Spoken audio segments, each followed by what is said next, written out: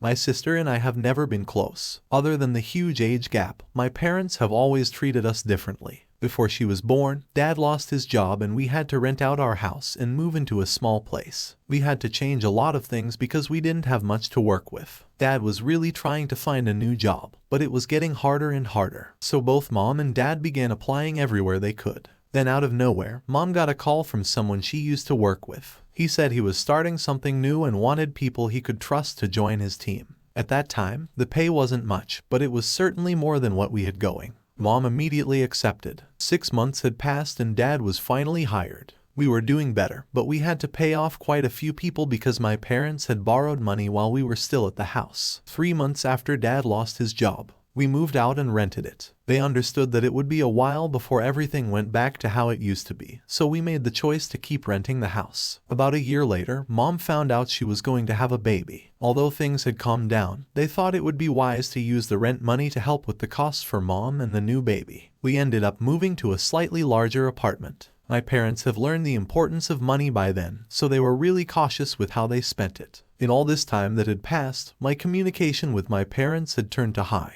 Good morning and bye. They were so worried about money that it was all they talked about. The first time we shifted, I used to wait for them to come back. First it was only Dad who came back late. Then it was Mom. When they were back home, they were so tired that they wouldn't even glance at me. If I tried talking to them or going in for a hug, they would get irritated and take me off. I understood that my parents were stressed, but I think they could at least afford to smile at me. A small one would have done too. I basically bathed myself, did the laundry by hand, made sandwiches when I was hungry, and walked myself to school. I tried to be as independent as I could. They, on the other hand, hadn't even noticed I was trying my best to help them out. After we shifted a second time, all focus was on Mom. Since she was pregnant, he tried to keep her as comfortable as he could. Mom didn't stop working, but she didn't work as late. I was excited about the news of Mom's pregnancy. I thought having another sibling would be great for company. I tried to express my happiness, but Mom seemed easily annoyed. Every time I tried to talk to her, she'd just tell me to leave her alone. Dad was busy working throughout the day, often coming home later than Mom.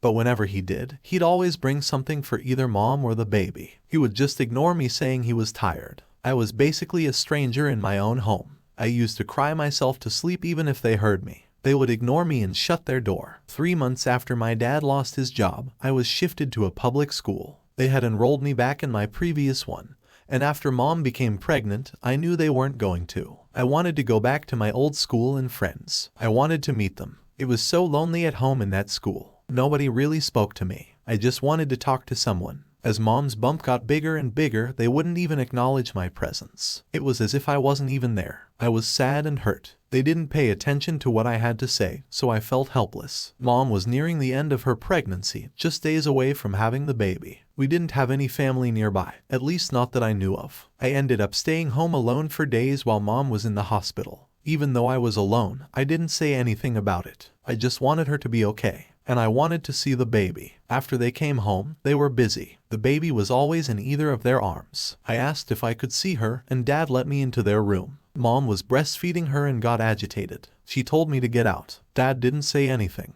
I didn't get to spend time with my sister or hold her. Mom was very protective of her dad. At least tried a couple of times to let me be near her. But Mom didn't let it happen. It was as if she hated me, and I didn't understand why. I could clearly see that she loved my sister. A few months after Mom was able to recover, my parents decided to move into the house we owned. I thought maybe when we moved back, things would get better, but it wasn't the case. As time passed, their behavior towards me only worsened. One day, I couldn't hold it in anymore and had a breakdown in front of them while they were in the hallway. I accidentally woke up my sister and seeing me upset made her cry. Now everyone was angry with me and I couldn't stop crying. Dad dragged me back up and locked me in my room telling me to shut up. I fell asleep crying. They didn't want me, and I realized that though they owned a house, it wasn't very big. It had only 2 bedrooms, so they put me in the attic to make room for my sister. I had to clean the attic myself. It was horrible. Up, down, so cold. On top of that, it was the darkest place ever. I hated it. There was no wiring in there, so there was no possible AC of light. I would go up there, and when my parents had gone to bed, I would go back down and sleep on the couch. They had caught me a few times but didn't really care as long as I was out of their way. As I got older I found a job but I didn't tell them about it. When I received my first paycheck, I had this urge to buy something for them, hoping it might make them like me more. However, I realized it might not solve anything, so I decided against it and just kept the money. I didn't even buy anything for myself. But as time passed, it was soon approaching the moment for university, and I found myself with little money saved up.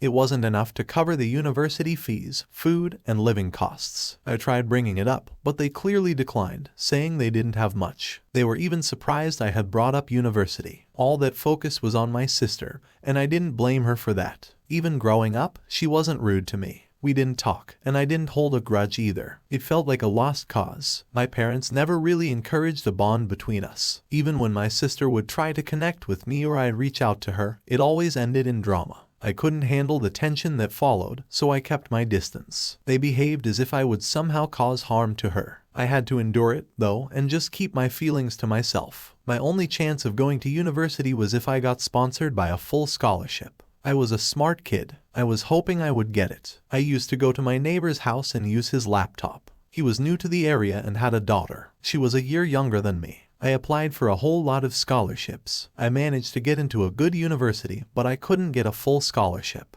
I had to cover my own living and food costs. The university was 2 states away, but I knew I could get there. I managed to get in contact with a cafe owner and ask for work. She was an older lady and was very sweet. It turned out she had been there for a while before I even arrived. When I left, my parents didn't seem to notice or care. If I hadn't told them, they might not have even realized I was gone. I didn't have a plan for where to live since everything was so costly and required a down payment. When I arrived, I approached the owner of a cafe, an elderly lady, and asked if I could stay there temporarily while I figured out a more permanent place to live. She took pity on me and told me there was a room upstairs where she stayed and I could stay with her, but she would cut it off my paycheck. I was honestly just happy I didn't have to sleep on the streets. I had very little cash left, and I didn't want to spend it on a motel. While there, I took on a few more jobs in my free time. The old lady was clearly worried about me, which surprised me. I hadn't seen that expression directed at me in so long. Slowly, I settled down. I got through university and managed to land a position through pre-placements. That was probably the first time I bought myself remotely expensive clothes. It was for the interview. A worn-out hoodie wouldn't do. Once I received my offer letter, the first person I shared the news with was the cafe owner. She had been there for me when I needed support that my parents couldn't provide.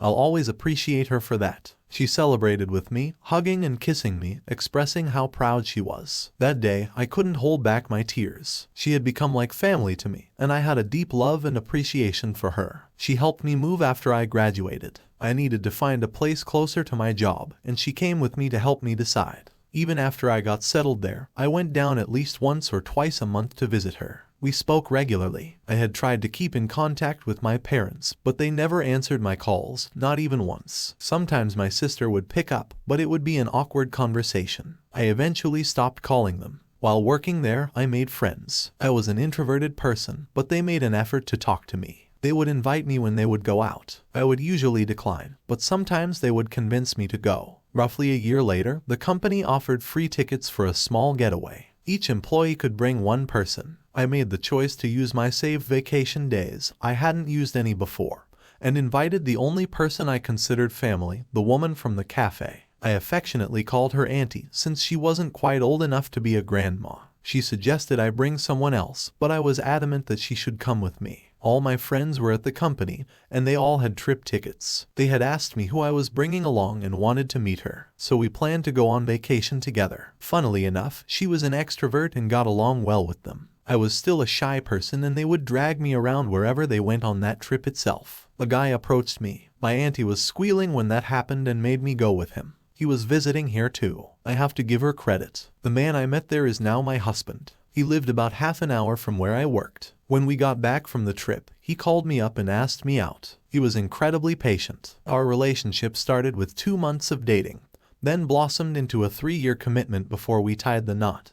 And we've been happily married for 4 years now. When it came time for our wedding, I extended invitations to my parents and sister, but none of them showed up. My then fiancé, who knew about my difficult family history, was deeply upset by their absence. In fact, he was so upset that he didn't even want to invite them in the first place. A year or 2 later, my sister got married. I was not invited. That's okay. I saw a few pictures online and congratulated her. It was a lavish wedding. She was around 22 or 23, so I knew she couldn't afford it. Our parents had to have paid for it. I didn't mind. I had moved on and was happy with my life. I was pregnant with our first child and my husband was elated. He was so excited. His parents had become my parents and my aunt visited frequently too. Sometimes all of them would stay with us during my pregnancy. Suddenly one day, my aunt received a letter in my name. I was surprised by who it was. It was my parents, so she offered to deliver the letter to me if I wished. I thought perhaps they had learned about my pregnancy and were trying to reconnect. It brought a flicker of happiness during my university days. I updated them about my current address and contact information, as everything had changed since our last communication. I was already 5 months into my pregnancy when I had this conversation and I discussed it with my husband. He was very hesitant about that letter. He tried to explain his perspective to me and it made sense. They hadn't reached out to me for years and now they've popped up out of nowhere. I guess I was a little more than happy that they had reached out. It blinded me for a moment. He asked me if he could read the letter first, just in case there were some inappropriate things in there. I didn't really mind waiting. My husband was incredibly cautious about everything, especially because I was pregnant. After a couple of days, my aunt arrived with the letter and it definitely wasn't what I had anticipated. When my husband read it, his expression twisted into one of disgust. I had never seen him so furious with anyone before. He handed the letter to my aunt and then just came over and hugged me tightly. I asked him what was written and he just looked at me with so much sadness and hugged me again. He told me that I shouldn't read it and that it was disgusting. I wanted to get it over with, so I just held his hand and asked my aunt to read it aloud. My parents had lost their own house. They were kicked out because of their dear daughter. Before I had left, I knew that they had put the house in her name to fund her lavish wedding with her now divorced husband. She had mortgaged the house. My parents knew about it, and they had put in their own money, too. Now they're asking me to pay them back the money I supposedly owe them for taking care of me for so many years. That news hit me like a wave. My sister's ex-husband refused to cover the mortgage, and she couldn't manage it either. I sat there trying to process it all with a blank expression. My husband's arms stayed around me, comforting me with gentle rubs on my back, but inside it was just an overwhelming disappointment. That night I went to bed in tears, feeling a heavy weight of sadness. I couldn't help but feel guilty about it all. I didn't want my unborn baby to be affected by the selfish actions of my parents, but they were going to get payback. I wasn't going to be nice about it. I was happy, and I wanted to continue to be happy. I wasn't going to let them come in and have their way. They did get a response, but from my lawyer, it was a warning that if they sent me any more letters and tried to contact me again, they would be sued for harassment. They also got another letter attached from my lawyer informing them of child neglect. I made sure to let them know that I didn't owe them anything. From the clothes that I wore to the food that I ate to the house that I owned, it was all me. Sure, after I got married, that was both me and my husband's hard work and efforts. You know, before all this, I worked my way through school and college entirely on my own. I hustled hard and my efforts paid off. I landed a job and even got promoted, solely because of the sheer hard work I put in.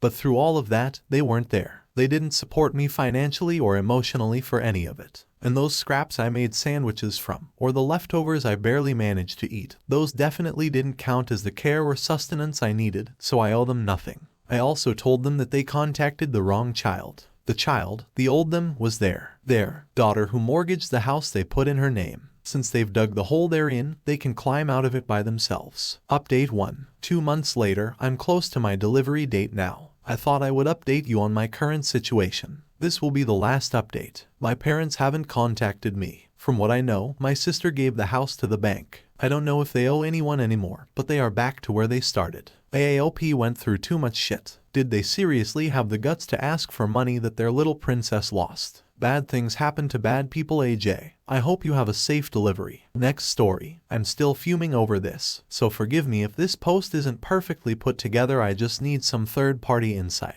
Hi, 26 female, have a 28-year-old sister. Let's call her JJ. Is a mother to 3 kids age 4, 7, and 8 years old. The father is a really absent parent and not around much. He works the night shift and then sleeps all day. I feel bad for her because it definitely isn't a fair situation and she doesn't get any time to herself. Anyway, the situation is this. My sister invited me to hang out on Saturday night. I agreed to come around and hang out with her, but she said she would have to leave to run an errand at some point. She told me she'd only be gone for about half an hour. She asked if I could keep an eye on her youngest child who was asleep while she quickly went out to take care of something. I was a bit hesitant, but I agreed reluctantly. The other 2 kids were already staying at our parents' place for the weekend, so I understood that she probably wanted some time to herself to handle the errand. It was rare for her to get even half an hour of free time, given how busy she usually was with the kids. She promised it would be. I come over, we chat and catch up and watch a movie. It's really pleasant until she says she has to leave for that errand and leaves me instructions on what to do in case the kid wakes up,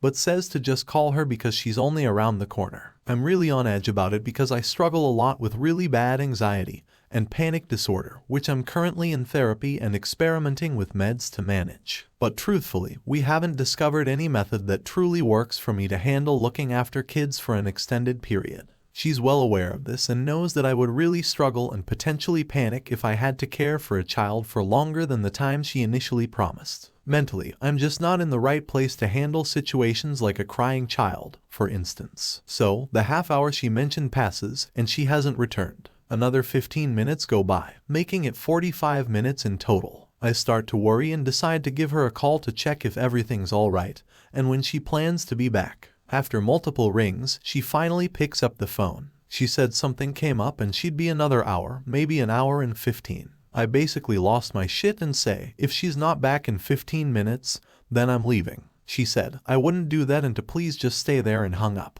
At this point, I'm on the verge of having a panic attack, so do my breathing exercises, when her husband leave a message when he does not. So text him about the situation as well, and also text my mom and leave about 15 minutes, as I said. Apparently, my sister didn't come home for another 2 hours, and when she did, her husband was with the child, and they are both fuming. He got my message 15 minutes after I left, so 30 minutes after I sent it. Now both of them are giving me the silent treatment, accusing me of putting the child's life in danger. I can't help but feel that staying there longer might have made things worse. After all, the kids were fast asleep throughout, and if I had a panic attack it might have startled the little one awake to see me in a state of disarray. Your sister shouldn't have left her kid with someone incapable of taking care of a kid. She can get charged with abandonment. You left a 4-year-old alone, putting his life in danger and also possibly risking legal trouble. How far away do your parents live? Could you not have called them cold? Any local friends called the damn cops? Why do you don't leave a 4-year-old by themselves in the house? Anything could happen. I hope you never have kids.